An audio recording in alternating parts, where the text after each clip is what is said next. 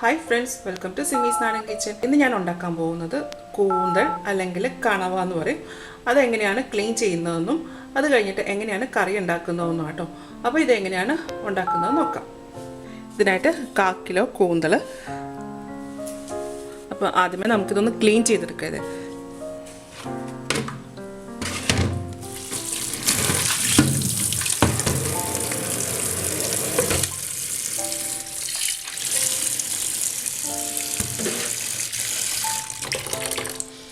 ഈ കൂന്തലിൻ്റെ അകത്തൊരു മഷി പോലൊരു സംഭവമുണ്ട്. അത് മഷിയുടെ ഒരു ഭാഗമുണ്ട്. അത് പൊട്ടാതെ വേണം ക്ലീൻ ചെയ്തെടുക്കാനായിട്ട്.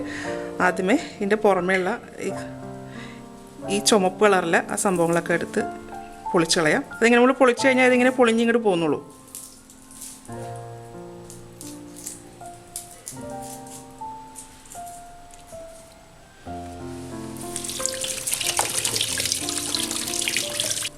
ഇതുപോലെ വേണം ക്ലീൻ ചെയ്യാനായിട്ട്. പിന്നെ അത് ആ ചുമപ്പ് കളറിലെ ഭാഗമൊക്കെ ഫുള്ളായിട്ട് തന്നെ പോയിട്ടുണ്ട് കേട്ടോ. ഇനി എന്താ ചെയ്യേണ്ടതെന്ന് വെച്ച് കഴിഞ്ഞാൽ ഇതിൻ്റെ ഈ തലയുടെ ഈ ഭാഗം ഇങ്ങോട്ടേക്ക് ഊരിയെടുക്കുക. ഇതിങ്ങനെ വലിച്ചു കഴിഞ്ഞാൽ ഊരി പോകുന്നുള്ളൂ. ശ്രദ്ധിക്കേണ്ടതെന്ന് വെച്ചാൽ ആ മഷി പൊട്ടിപ്പോകരുത്. ഇതുപോലെ എടുക്കാം. പിന്നെ ഇതിൻ്റെ ഉള്ളിലൊരു സ്കെയില് പോലൊരു സംഭവം കണ്ടോ, അതും എടുത്ത് കളയാം. ഇനി ഇതിൻ്റെ ഉള്ളിൽ നന്നായിട്ടൊന്ന് ക്ലീൻ ചെയ്തെടുക്കാം.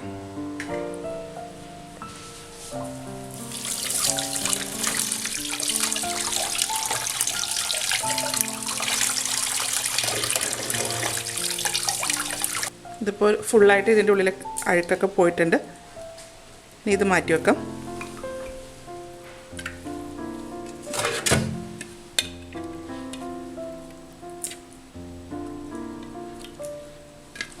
ഇത് കണക്കാട്ടോ ഞാൻ ക്ലീൻ ചെയ്തെടുത്തേക്കുന്നത്. ഇനി ഇത് ആ കൂന്തലിൻ്റെ തലഭാഗമാണിത്. അപ്പോൾ തലയുടെ ഇനി ഈ ഭാഗം നമുക്ക് എടുക്കണ്ട, ഇത് കളയാം.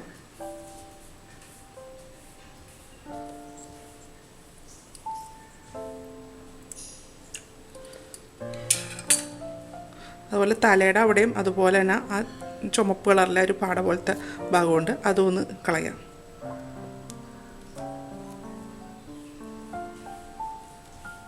വലിയ കൂന്തലൊക്കെ ആകുമ്പോൾ നമുക്ക് ക്ലീൻ ചെയ്യാൻ എളുപ്പമാട്ടോ. പക്ഷെ ടേസ്റ്റ് ചെറുത് തന്നെയാണ് വലുതിനേക്കാളും. ഇനി ഇതിൻ്റെ ഈ വായയുടെ ഭാഗം ഇതിങ്ങനെ ഒന്ന് പൊളിച്ചെടുത്ത് കഴിഞ്ഞാൽ ഇവിടെ ഒരു സംഭവമുണ്ട്. ഇതിൻ്റെ ഈ ഭാഗമുണ്ടല്ലോ, ഇതിങ്ങനെ പൊളിക്കുമ്പോൾ അതവിടെ ഒരു സാധനമുണ്ട്. അത് ഇങ്ങനെ കളയണം, ഞെക്കി കളയണം. അതൊരു മുള്ളു പോലെ ഒരു ഭാഗം, അത് കട്ട് ചെയ്ത് കളയാം. അതിങ്ങനെ പിച്ചി പറിച്ചിങ്ങ് എടുത്താൽ മതി. ഇതുപോലെ ഇരിക്കും, ഒരു മുള്ളു പോലെ ഇരിപ്പുണ്ട് കേട്ടോ, അത് കളഞ്ഞേക്കാം. ഈ കണ്ണിൻ്റെ ഭാഗം ഞാൻ കട്ട് ചെയ്ത് കളയണതാണ്. ഇതുപോലെ എടുക്കാം. അപ്പോൾ ഞാനിത് ക്ലീൻ ചെയ്തെടുത്തിട്ടുണ്ട്. ആ തലയുടെ ഭാഗവും അത് ഉടലിൻ്റെ ഭാഗം കേട്ടോ, ഇതുപോലെയാണ്. അപ്പോൾ ഞാൻ എല്ലാം അതുപോലെ ഒന്ന് ക്ലീൻ ചെയ്യട്ടെ. അപ്പോൾ ഞാൻ ആ കൂന്തൽ എല്ലാം നല്ല വൃത്തിയാക്കി എടുത്ത് വെച്ചിട്ടുണ്ട്. അതിൻ്റെ ഉള്ളിലെ വേസ്റ്റൊക്കെ കളഞ്ഞിട്ട്. അപ്പോൾ ശ്രദ്ധിക്കേണ്ടത് എന്താ വെച്ച് കഴിഞ്ഞാൽ അതിൻ്റെ ആ മഷിയായിട്ടുള്ള ഭാഗം പൊട്ടാൻ പാടില്ല കേട്ടോ. അപ്പം അതുപോലെ അതിൻ്റെ പുറമേയുള്ള പാട മൊത്തം ക്ലീൻ ചെയ്യണം. പിന്നെ തലയുടെ ഭാഗം വേണമെന്നുണ്ടെങ്കിൽ മാത്രം എടുത്താൽ മതി, അത് നിർബന്ധമില്ല. ചിലർക്കത് കിടക്കുന്ന കാണുമ്പോഴത്തേക്ക് ഒരു ഇതുപോലെ തോന്നും. അപ്പം ചിലവരത് കൈ ഫുള്ളായിട്ട് തന്നെ എടുക്കലുണ്ട് കേട്ടോ. അപ്പം എനിക്കത് കാണുമ്പോൾ എന്തോ പോലെ പല്ലിയുടെ പാല് കിടക്കുന്ന പോലെയൊക്കെ തോന്നും. അപ്പം ഞാനതുകൊണ്ട് അത് എടുക്കാറില്ല. ഞാനിങ്ങനെ കട്ട് ചെയ്തിട്ട് ഈ ഇത്രയും ഭാഗം മാത്രമേ ഞാൻ എടുക്കത്തുള്ളൂ. അപ്പോൾ അതുപോലെ ഈ തലയുടെ ഇവിടെ ഇങ്ങനെ ഉള്ളിൽ ഒരു സാധനമുണ്ട്, ഒരു വട്ടത്തിൽ മുള്ളു പോലെ, അതും കൂടി എടുത്ത് കളയണം കേട്ടോ. അപ്പോൾ അത്രയും വേണം ഇതിൻ്റെ അത് മെയിനായിട്ട് ചെയ്യേണ്ടത്. ഇനി ഇത് വെള്ളമൊഴിച്ച് നന്നായിട്ടൊന്ന് ക്ലീൻ ചെയ്തെടുക്കണം.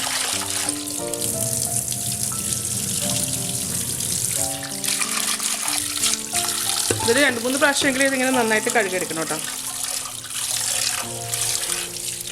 ഇനി ഇതിൻ്റെ ഉള്ളിൽ എന്തെങ്കിലും അഴുക്ക് കാണും. അപ്പോൾ അത് നമ്മളിതിങ്ങനെ ഇരുന്ന് കഴിഞ്ഞാൽ നമുക്ക് ക്ലീൻ ചെയ്യാൻ പറ്റത്തില്ല. അപ്പോൾ അതൊന്ന് ഇങ്ങനെ ഒന്ന് മുറിച്ച് കൊടുക്കുക, നെടുകെ മുറിച്ച് കൊടുക്കുക.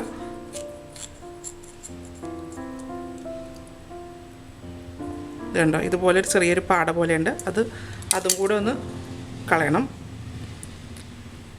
ഇത് പൈപ്പിൻ്റെ ചോട്ടിലോട്ട് വെച്ചിട്ടൊന്ന് ക്ലീൻ ചെയ്ത് വെച്ചാൽ മതി. ശരിക്കും പൊക്കോളും. അതങ്ങനെ മുറിച്ചില്ല എന്നുണ്ടെങ്കിൽ നമുക്കത് കളയാൻ പറ്റത്തില്ല. അത്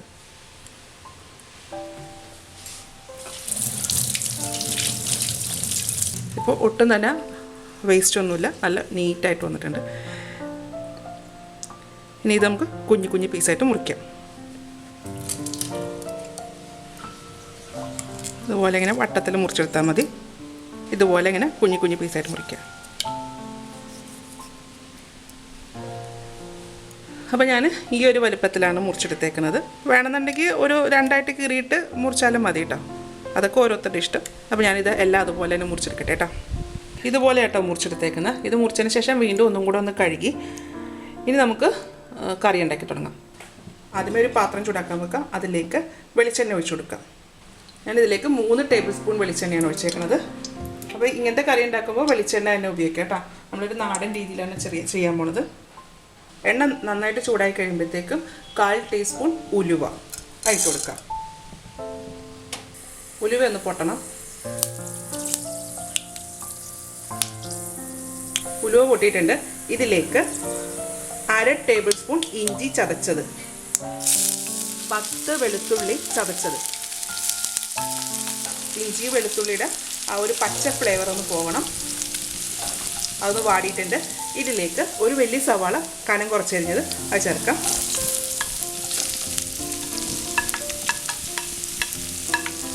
ഈ സവാള നന്നായിട്ടൊന്ന് മൂത്ത് വരണം. ഈ സവാള പെട്ടെന്നൊന്ന് വഴന്നു വരാൻ വേണ്ടിയിട്ട് ഇതിലേക്ക് കുറച്ച് ഉപ്പിട്ട് കൊടുക്കാം. ഇതൊന്ന് വഴറ്റിയെടുക്കാം. സവാള ഒന്ന് വഴന്നിട്ടുണ്ട്. അതിൻ്റെ ഒരു ആ പിങ്ക് കളർ മാറിയിട്ട് ഒരു വൈറ്റ് കളറായിട്ടുണ്ട്. ഇനി ഇതിലേക്ക് ഒരു മീഡിയം വലിപ്പത്തിലുള്ള തക്കാളി ചേർക്കാം.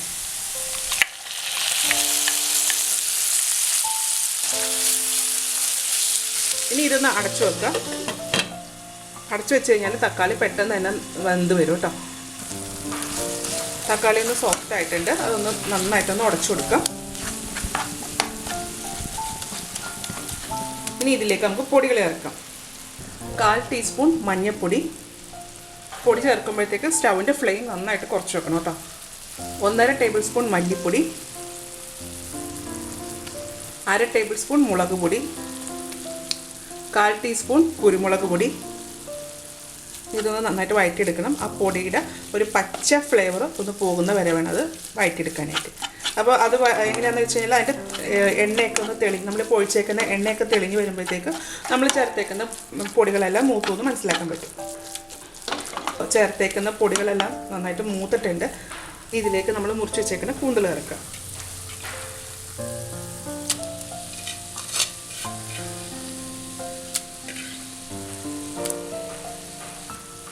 കുറച്ച് ഉപ്പ്, നമ്മൾ ആദ്യം കുറച്ച് ഉപ്പിട്ടിട്ടുണ്ട്. അപ്പോൾ അത് നോക്കിയിട്ട് ചേർത്തിച്ചാൽ മതി.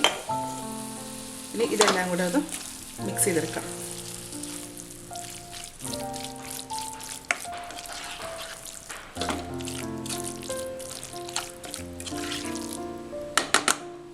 ഇതിലേക്ക് ഞാൻ കുറച്ച് കറിവേപ്പില കൂടി ചേർക്കുന്നുണ്ട്.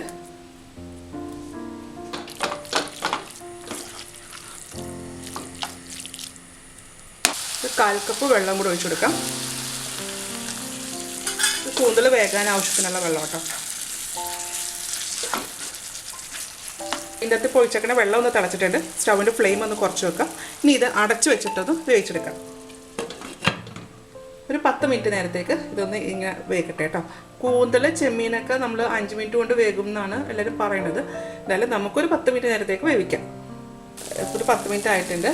നമ്മുടെ കൂന്തലിൻ്റെ അകത്ത് വെള്ളമൊക്കെ പറ്റിയിട്ട് ഒരു പെരണ്ട ഒരു പരുവമായിട്ടുണ്ട് കേട്ടോ. അപ്പോൾ ഈ ഒരു ടെക്സ്ചറാണ് ഇതിൻ്റെ. ഇനി ഇതിലേക്ക് ഞാനൊരു 1/2 ടീസ്പൂൺ ഗരം മസാല പൗഡർ കൂടി ചേർക്കുന്നുണ്ട്. അതിനുശേഷം ഇത് മിക്സ് ചെയ്തെടുക്കാം. ഇനി നമുക്കത് സ്റ്റവ് ഓഫ് ചെയ്യാം. ഓഫ് ചെയ്യുന്നതിന് മുന്നേ കുറച്ച് കറിവേപ്പില കൂടി ചേർക്കാം. അങ്ങനത്തെ കറിയിലൊക്കെ കറിവേപ്പില എത്ര കിടക്കുന്നോ അത്രയും ടേസ്റ്റാണ്. അതിനുശേഷം ഇതൊന്ന് മിക്സ് ചെയ്തെടുക്കാം. സ്റ്റവ് ഓഫ് ചെയ്യാം. അപ്പോൾ നമ്മുടെ നാടൻ രീതിയിലുള്ള കൂന്തൽ റോസ്റ്റ് റെഡി ആയിട്ടുണ്ട്. ഇത് വളരെ ടേസ്റ്റി ആയിട്ടുള്ള ഒരു റോസ്റ്റാണ്. ഇതാണ് അതിൻ്റെ ടെക്സ്ചർ. ഇങ്ങനെ ഒരു പെരണ്ട രീതിയിൽ ഇങ്ങനെയാട്ടോ ഇതിരിക്കുന്നത്. ഇത് നമുക്ക് ചോറിൻ്റെ കൂടെയൊക്കെ കഴിക്കാൻ നല്ലതാണ്. അപ്പോൾ ഇതെല്ലാവരും ഒന്ന് ഉണ്ടാക്കി നോക്കുക. ഉണ്ടാക്കി നോക്കിയിട്ട് ഇതിൻ്റെ അഭിപ്രായം എൻ്റെ കമൻറ്റ് ബോക്സിൽ വീഡിയോ ഇഷ്ടമായിരുന്നുണ്ടെങ്കിൽ സബ്സ്ക്രൈബ് ചെയ്യുക, ലൈക്ക് ചെയ്യുക, ഷെയർ ചെയ്യുക. അപ്പോൾ ഇനി അടുത്ത ദിവസം അടുത്ത റെസിപ്പി ആയിട്ട് കാണാം. താങ്ക്